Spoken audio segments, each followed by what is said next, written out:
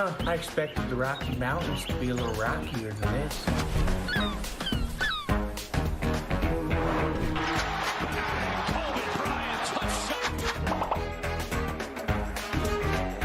I'm a big ketchup fan, I've always been, but I put it on my macaroni and cheese. Eric Decker holds it in. The Jets win in overtime. Why don't get about the dolphin? Do you know him? Do you have a dorsal fin? Juggled and caught by Jumbo Elliott.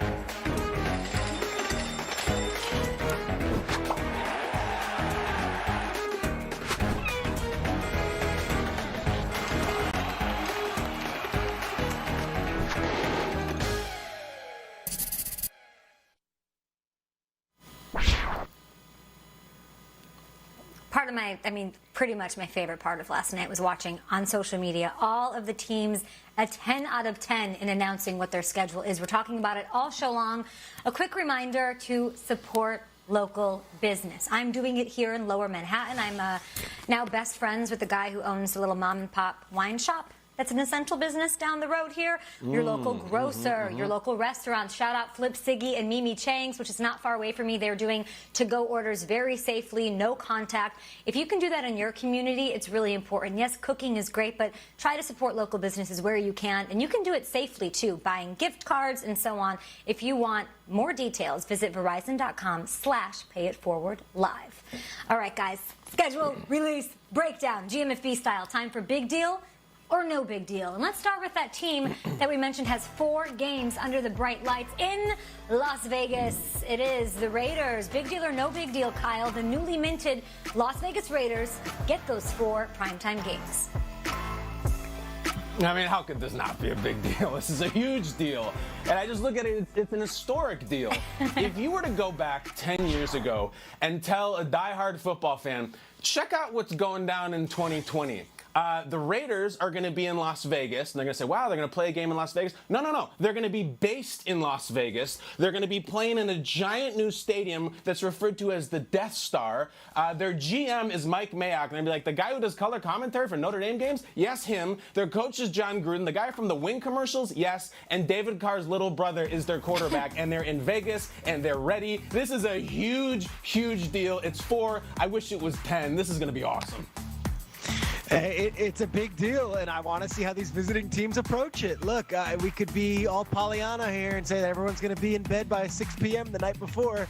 I don't know about that. You're coming in with a Sunday night game, and you're starting to think, all right, I've got a little time to sleep. I can prepare. I got all day Sunday.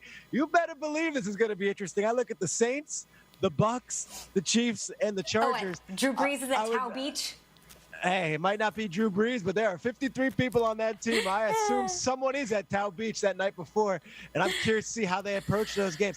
That will not be chalk wins for the Saints, Bucks, Chiefs. There's an old theory in the NBA. Miami Heat, whenever these teams come through Miami, they come out sluggish the next day. It's because they were at Club Live the night before. I'm telling you, I am fascinated to see a primetime game in Vegas and what that means for the visiting team coming the whole weekend.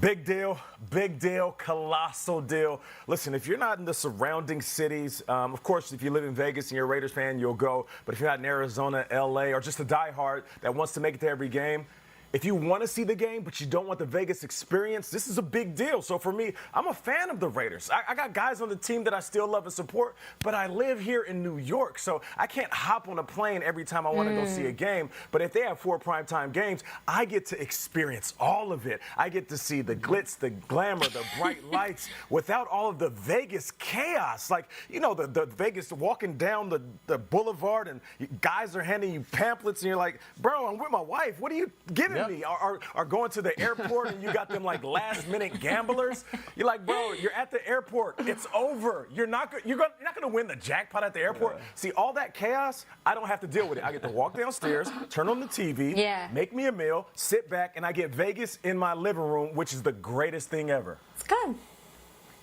I love that. That walk at McCarran Airport after a weekend in Vegas is the longest walk of my life. Okay. You ain't lying. You ain't lying. Hey, Trace, let's talk about that. I know. Let's talk. They're like, make it extra long. I'm like, what am I doing? Is it to sober up by the time I get to security? What is this? The Ravens, a lot of people, Shregs, are saying that that the schedule for them is very favorable, that it's sort of easy. So I got to ask you here, they might be set up for success. They might be onto something, these fans. Look at this down the stretch. Big deal or no big deal that the Ravens don't have to play a 2019 playoff team after Week 11 this season. Yeah, I'm looking at the schedule. You look at those last 4 games, Browns, Jaguars, Giants, Bengals. I would think win, win, win, win if you're a team that went 14-2 the year before. My issue is, are they going to be able to get through that gauntlet early in the season? I see Steelers at Steelers for Thanksgiving. I see a Cowboys team coming to see them on prime time. A lot of eyes on the Ravens. A lot of people expecting the Ravens to come out of the gates and be the same team they were last year. But yes, it's a big deal that they don't play a gauntlet of teams at the end of the season. But I would say this: there's been a lot of defensive coordinators with a lot of time on their hands and with a lot of film work. I'd be curious to see if they've got some answers for Lamar Jackson right out of the gate. I agree, Peter. And first of all, you ain't lived if you've never pulled the trigger into a McCarran Airport bathroom. I mean, it's what you do there, and then you get on your flight. Listen, this is not a big deal. That I have not done. There's so many funny, freezing cold takes today. There's so many. For example, last year, I looked it up, the day after the schedule release, Peter went on this long monologue about how the Raiders have a 49-day road trip away from home, and it was really well thought out and everything. You know, the Raiders were sitting at 6-4. They were fine. I had the worst take last year by far. I said, you know, the Falcons' first 9 games are all in dome stadiums. I think they're going to be cruising. The Falcons were 2-7. We try to find things, and they're almost always wrong on this day. So sure, the strength of schedule looks foreboding or generous, whatever it is. The Ravens are the Ravens. The schedule's never going to play out like it is. Not a big deal. Trust me, in December, we weren't going to be like, wow, their schedule was just too tough. No, it's Lamar, it's Harbaugh. They'll be fine. I hear what you're saying, Kyle, but I agree with Peter on this one. When your schedule towards the end of the year is a little bit lighter, you have a better chance of finishing strong. When teams don't finish strong, we say something in sports, they limp through the finish line. And that's fitting because that was the Ravens last year. And in the figurative sense and also in the very literal sense, they were limping through the finish line. At the end of that season, when Mark Andrews, the tight end, started limping, and then Mark Ingram limped off the field, we were all pulling our hair out saying, this is the worst thing for this team. So you hope in a sense that you're playing against different teams towards the end that might not be as tough as the beginning of the season, that you can rest those guys that you so desperately need in the playoffs. This is a big deal for the Ravens.